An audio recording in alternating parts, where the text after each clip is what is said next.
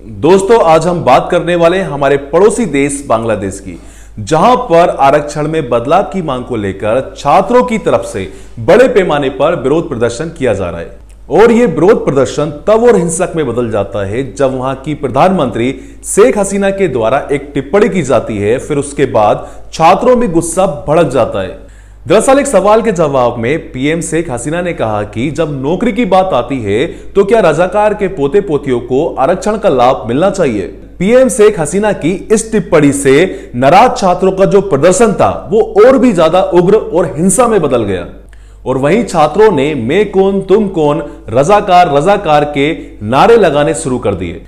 बांग्लादेश में आरक्षण के खिलाफ विरोध प्रदर्शन इतना उग्र हो गया है कि प्रदर्शनकारियों ने जेल में जाके धावा बोल दिया है, सरकारी इमारतों में आग लगा दी और देश के 64 जिलों में से करीब आधे जिलों में आगजनी जैसी दुर्घटनाएं हो चुकी हैं। और अभी तक 135 से ज्यादा लोगों के मारे जाने की खबर है और 3000 लोग घायल हो चुके हैं।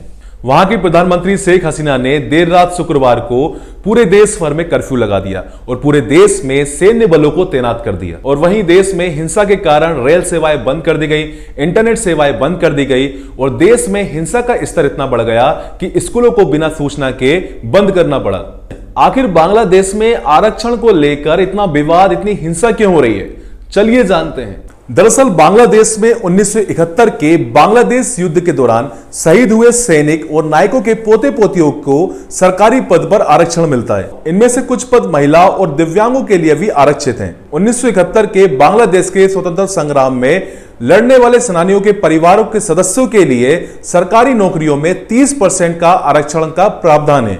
इस आरक्षण को लेकर छात्रों का मानना है कि यह भेदभावपूर्ण है। इससे होता यह है कि ज्यादा वेतन वाली सरकारी नौकरियों में इन सेनानियों के सगे संबंधियों को ज्यादा लाभ होता है। अब यह जानना जरूरी है कि आखिर रजाकार कौन थे और आखिर उनका बांग्लादेश से क्या संबंध था। दरअसल रजाकार शब्द का अर्थ हिंदी में सहायक होता है और पूर्वी और पश्चिमी पाकिस्तान के बंटवारे के खिलाफ कई पाकिस्तानी समर्थकों ने इस तरह की सेना बनाई थी, जिन्होंने बांग्लादेश मुक्ति युद्ध के दौरान बांग्लादेशियों के खिलाफ जमकर अत्याचार किया था।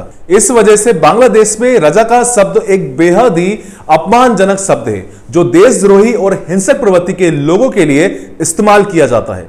बांग्लादेश मुक्ति युद्ध के दौरान रजाकारों ने ही पाकिस्तानी सेना के लिए जासूसी का काम किया था और बांग्लादेश के लोगों के मन में एक भय का माहौल पैदा किया था।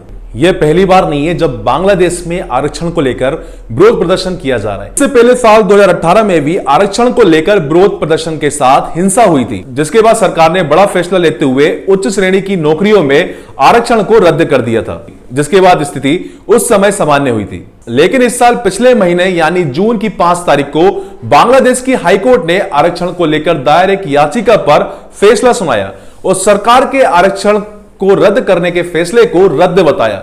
कोर्ट के इस फैसले के बाद फिर सरकारी नौकरियों में बांग्लादेश मुक्ति युद्ध के सगे संबंधियों को आरक्षण मिलना फिर शुरू हो गया। फिलहाल रजाकार शब्द की एंट्री के बाद से बिगड़े हालत की वजह से देश में राष्ट्रव्यापी कर्फ्यू लगाया गया है। वहीं इस हिंसा में 135 से ज्यादा लोगों की मौत हो गई और करीब 3000 से ज्यादा लोग घायल हुए।